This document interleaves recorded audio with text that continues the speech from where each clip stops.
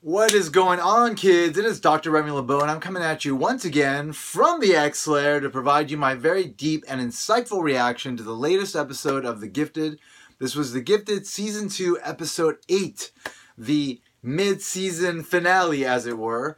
It's what the kids are calling it these days. It just means that they're taking their holiday break, and we're going to come back sometime in January or February to continue the story. We had Episode 8 of... I'm assuming, based on information that I've gathered, that there are 16 episodes. So we are halfway through the season. And the Hellfire Club plan finally sort of came to fruition. And we now understand what they're up to. How it was that Riva was planning on achieving her mutant revolution. That is, of course, to free all the imprisoned mutants that are being held captive with the... power-suppressing collars. Fascinating move. A big move for the show. It's a mixed bag, though, because you know that some of those mutants aren't good. But then again, the inner circle's not good, so, you know, whatever. I guess that makes sense. But, you know, some of those mutants deserve to have those collars on, because they're probably terrible people like Rebecca was. But, nonetheless, like... I'm sure there's a good amount of them that are being victimized and they need to be set free. Now that they are set free, what's going to happen? This is an issue for me because I know the show, it doesn't appear to have the budget to like be able to really represent a big scale type of event like a mutant uprising where you have all sorts of different mutants exhibiting all sorts of powers. So I want to see that happen, but is it going to happen in a really cool way or is it going to happen in a kind of cheap and sloppy way? I don't know. I hope that it's in a cool way. Anyway, I did like this episode. There was a lot that happened that's interesting. It's your typical sort of mid-season finale type of thing where like sort of big things happen, but not really. With the Mutant Underground, you had, of course, them trying to find out information about the Inner Circle's doing, and then that ultimately leading the Inner Circle to send an assassin to kill the guy that they kidnapped in order to get information from him about what the Inner Circle is doing. And that was an interesting clash, but it was sort of a red herring because it wasn't ultimately the Inner Circle and the Underground that were going to be coming head-to-head in a conflict, but the Underground and, of course, the Purifiers, which led to Thunderbird getting captured, which is, you know, to be honest, like when Thunderbird told Eclipse, like, go, I'll fend them off or whatever, and Eclipse was like, you're not going to make it. Like, I literally thought that this was the end of Thunderbird. Now, for those of you that may or may not know, Thunderbird, hold on, I'm grabbing Thunderbird here, let me grab him here for you. There you go. There he is. There you go. Thunderbird from the X-Men. This is Thunderbird. This is a Bowen Designs Thunderbird statue. He was introduced in Giant Size X-Men #1, along with Wolverine. Well, Wolverine wasn't introduced then, but he became an X-Men then. I think that was his third appearance. Storm, Colossus, Nightcrawler, Sunfire, Banshee. I think I've named them all. So he was introduced, but like 3 issues later, he died. And so, you know, that was the last we saw of him. And so I thought the show was going to go there. I thought they were going to kill this guy. And that would have been bold. And I think even though I love the character and the actor, I think it would have been the right move. You know, I think it would have been the right move. But maybe we'll see that later. Maybe this was sort of foreshadowing his impending death, which is possible. I mean, I don't want him to die because he's awesome, but it would serve the narrative well, and it would be a nice sort of homage to the source material, right? Like where all of this came from and what actually goes down in that universe, which is what is sort of like the germ that that takes root and then ultimately establishes like what the pure X-Men lineage is, which all these other sort of mediums are taking from, right? So you got to honor that. And so I think killing Thunderbird would be a good move. Let me put Thunderbird down here. I'll put him next to Apocalypse over here. Hopefully they'll play well together. Nope, that's not going to work. That works though. All right, so yeah, I thought they were going to kill Thunderbird, but they didn't. Now, I like what is going on with him and Clarice and like the conflict there and what that may lead to. I'm thinking Clarice is going to leave the underground and join the Morlocks, and then the Morlocks are somehow going to get entangled in this fight. But whose fight is it now? Now, because you have all these mutants being liberated and freed, you're going to assume that some of them are going to need homes. So I'm going to assume the Morlocks are going to play a role in that, taking some of them in and sort of allowing the sort of discourse that needs to happen about whether or not all these free mutants is a good or bad thing to play itself out. Ultimately leading to the Morlocks deciding that they need to be part of the fight maybe, and that there are going to be good mutants and bad mutants, and that the bad mutants need to be stopped in order to try to make peace with the humans. Maybe. I don't know. Hopefully. I want to see, like, I want to see there be armies. Like, I want to see, and that's expensive, I know, and that may be a little bit ambitious for the show. But I want it. I want to see armies of these different types of mutants ultimately going at each other in a way that reflects the right quality of storytelling and production value that the characters deserve.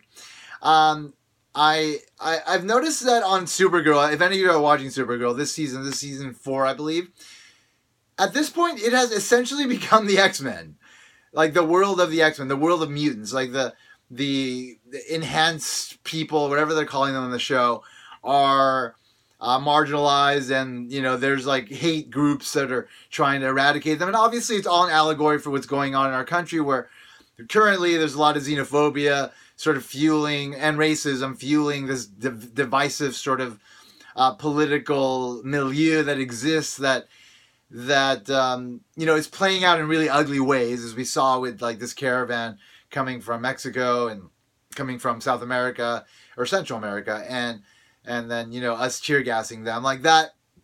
That's probably one of the ugliest sort of examples. Well, on top of like children being kept in cages, that kind of thing. It's just horrible. But clearly, like, the show Supergirl wants to tell that story, an allegory, like the story of how that is not a good thing, like commenting, right, like on what is happening in reality via the allegory.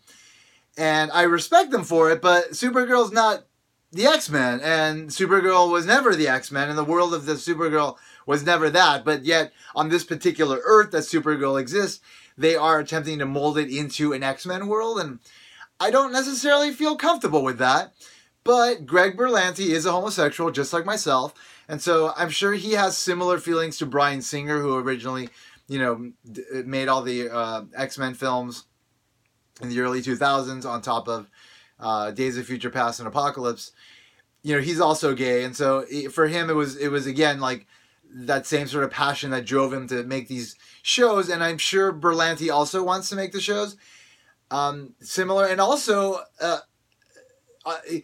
Berlanti also wants to make his shows have the similar kind of allegorical potential where it can tell that story as well. But that means like shaping the world of Supergirl to the world of the X-Men, which not really comfortable with. Another piece of evidence to support that is that Mark Guggenheim, I believe, the other big producer on the shows, the CW shows, he was writing X-Men. He was writing X-Men Gold for the entire run, and it just got canceled maybe like last month, and now they're doing Uncanny X-Men every week. But he was writing X-Men, and of course he's one of the big producers, been one of the big sort of creators of the CW DC verse, and so it's clear that both of their motivations are translating into Supergirl becoming the X-Men.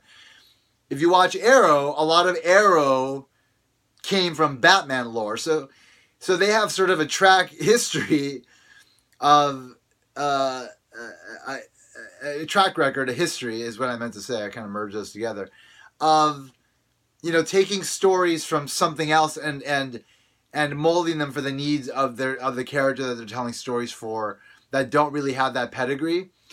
And it feels like Supergirl's doing that. Anyway, I'm getting totally sidetracked here because now I'm talking about Supergirl, not the X-Men. But nonetheless, like, that is happening. So because there are other shows kind of trying to do the same thing, like, this show has to really step it up, is what I'm thinking. And so hopefully what we're going to see in the coming episodes in the second half of the season will reflect that sort of stepping up and the quality that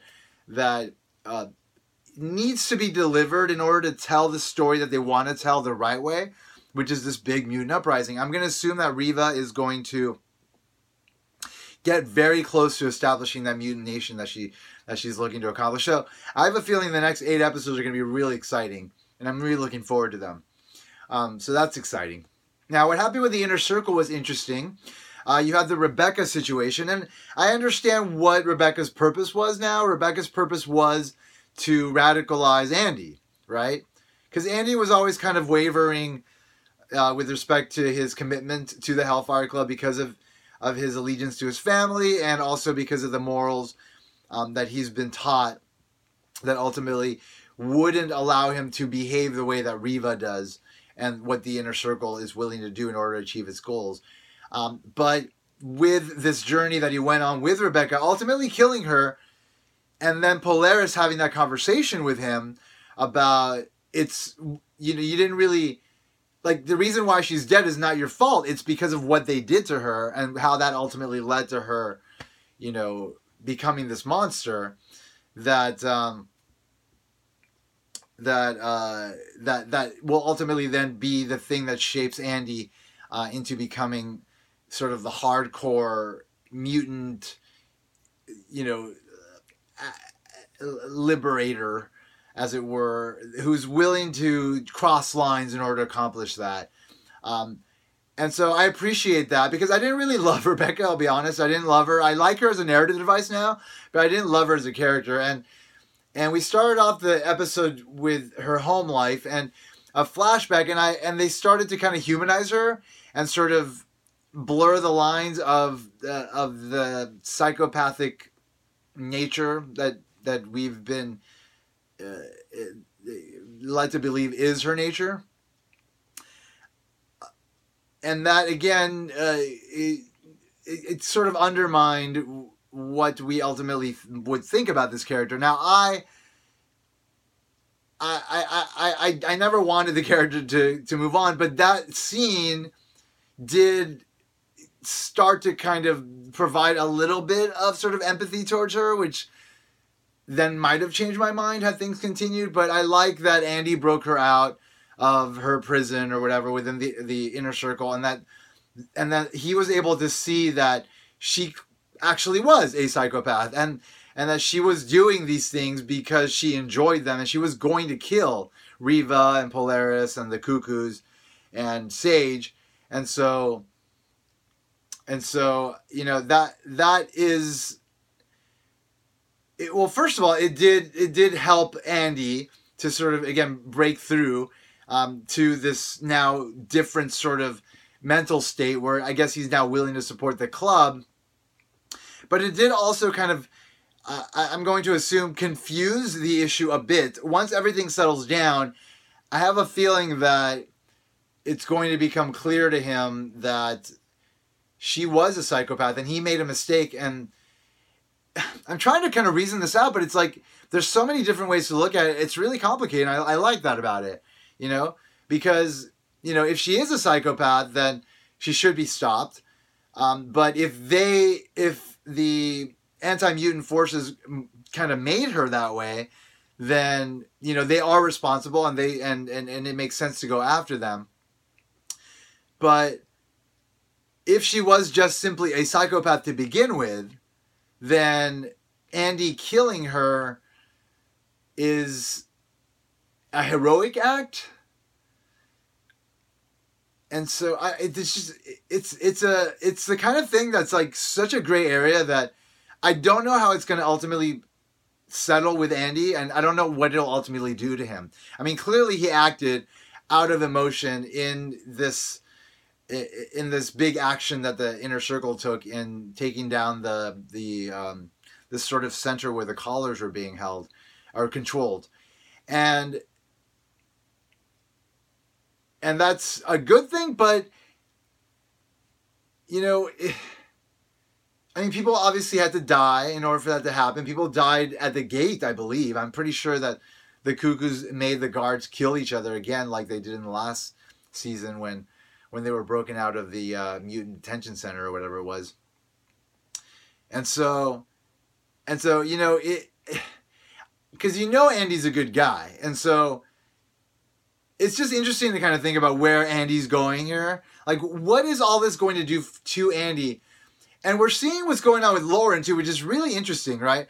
Like this whole journey that her and her family have been on with this doctor who initially seemed like she was like, you know, benevolent and helpful, and then all of a sudden it turns out she's just trying to, you know, suppress the X gene in all mutants in order to save humans, and she's like the sister of the person that created the purifiers, and so like, and then of course Lauren decided that she was going to destroy this person's research and stop her plan.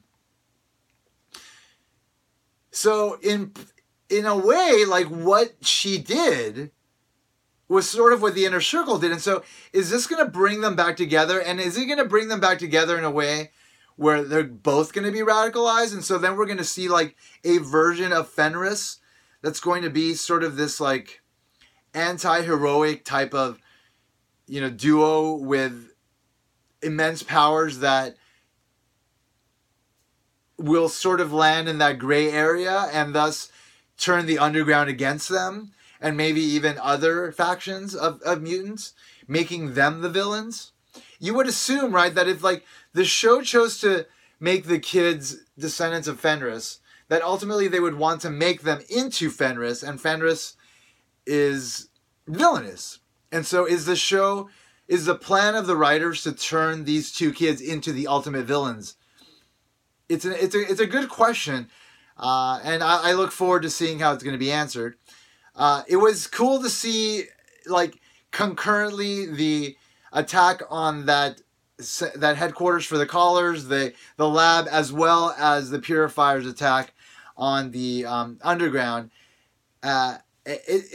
Like, you know, just kind of like those quick cuts between scenes where you have kind of parallel intense action happening, and that ultimately kind of linking it all in a way, like kind of unifying a story out of these separate events that maybe is foreshadowing what's to come, you know? Really, I enjoyed the structure of it. I did feel the episode was a bit slow up until that point, which is a lot of what goes on in this show, really, is just like these slow moments that are kind of just talking about things we already know about.